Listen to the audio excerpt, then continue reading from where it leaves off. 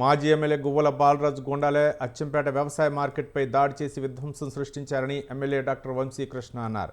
CM Revanth Reddy ప్రజాప్రభుత్వం చేపడుతున్న సంక్షేమ పథకాలు చూసి వారవలేకే ఇలాంటి దాడులకు పూనుకుంటున్నారని ఆరోపించారు. గువ్వల బాలరాజును 50,000 పూచీకత్తు చిత్తుగా ఓడించినా మార్పు రాలేదని విమర్శించారు. ప్రభుత్వ కార్యాలయాలు అధికారులపై దాడులకు దిగటం ఏమిటని ప్రశ్నించారు. అచ్చంపేటలో గువ్వల బాలరాజు గొండాయిజాన్ని అడ్డుకుంటామని హెచ్చరించారు. తప్పు చేసిన వారు ఎంతటి వారైనా చట్టం ముందు నిలబెడతామని అన్నారు. రైతు సంక్షేమ ధ్యేయంగా పనిచేస్తున్న ప్రజాప్రభుత్వం రైతులకు పెద్దపీట వేస్తుందన్నారు.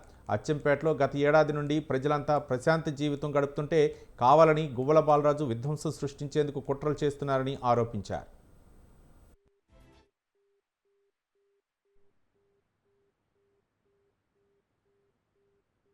అచ్చంపేట నియోజకవర్గ హెడ్ క్వార్టర్ అయినటువంటి అచ్చంపేట నియోజకవర్గంలో అచ్చంపేటలో అగ్రికల్చర్ మార్కెట్ కమిటీ మరి చైర్మన్ గారిని, ఏఎంసీ కమిటీ మెంబర్ కృష్ణను, వీరితో పాటుగా అక్కడ ఉన్నటువంటి మార్కెట్ సెక్రటరీని అకారణంగా వారిపైన దాడి చేసి మరి అనేక రకాల ఇబ్బందులు పెట్టడం జరిగింది.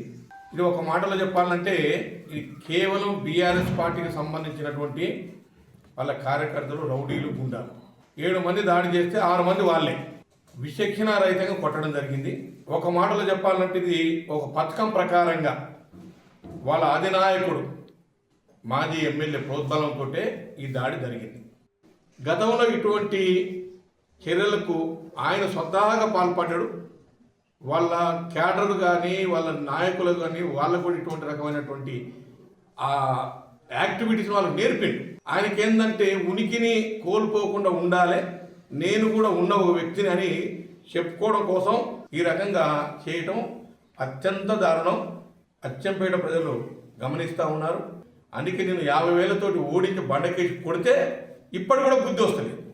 ఇంకా నీకు బుద్ధి ఎప్పుడు వస్తుందో తెలియదు. బీఆర్ఎస్ గుండాలను తప్పకుండా చట్టపరంగా శిక్షిస్తాం. అచ్చంపేట నియోజకవర్గ హెడ్ క్వార్టర్ అయినటువంటి అచ్చంపేట నియోజకవర్గంలో అచ్చంపేటలో అగ్రికల్చర్ మార్కెట్ మీరు ఎక్కడ కూడా సహనం కోల్పోకండి. మీ హక్కులు అడగాలంటే అడగొచ్చు, నేరుగా అడగొచ్చు, ఇబ్బంది లేదు. అడిగే ముందు ఎక్కడెక్కడ ఎంత పోయింది, ఎక్కడెక్కడ ఏ మార్కెట్లో ఏ ధరలు ఉన్నాయి అవి తీసుకొని నిజంగానే మీకు అచ్చంపేట తక్కువ ఉంటే మీ తరపున నేను కొట్లాడతాను, మీ తరపున కొట్లాడడానికి సిద్ధంగా ఉన్నాను. కాబట్టి అక్కడ ట్రేడర్స్ తప్పు చేసినా, అధికారులు తప్పు చేసినా, ఎవరు తప్పు చేసినా అడగడానికి నేను సిద్ధంగా ఉన్నాను. దయచేసి ఇప్పటికైనా ఇటువంటి ఎవరు దుష్ట శక్తులను మీరు ప్రోత్సహించకుండా నేరుగా నేను చెప్పిన ఈ ముగ్గురిని ఎవరినైనా కలిసి మాట్లాడేటువంటి అవకాశం ఉంది. కాబట్టి రైతులారా మీరు సమయం పాటించండి. సమయం పాటించి ప్రభుత్వం చేస్తున్నటువంటి సహాయ సహకారాలు తక్కువ వచ్చినా కానీ ఒకవేళ రాకపోయినా కానీ మీరు నేరుగా అడిగేటువంటి హక్కు మీకుంది. అడిగేటువంటి అవకాశం కూడా మేము కల్పిస్తున్నాం. మీరు ఎక్కడ కూడా సహనం కోల్పోకండి. మీ హక్కులు అడగాలంటే అడగొచ్చు, నేరుగా అడగొచ్చు, ఇబ్బంది లేదు.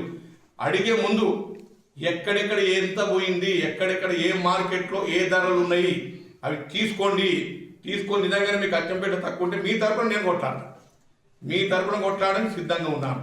కాబట్టి అక్కడ ట్రేడర్స్ తప్పు చేసినా, అధికారులు తప్పు చేసినా, ఎవరు తప్పు చేసినా అడగడానికి నేను సిద్ధంగా ఉన్నాను. దయచేసి ఇప్పటికైనా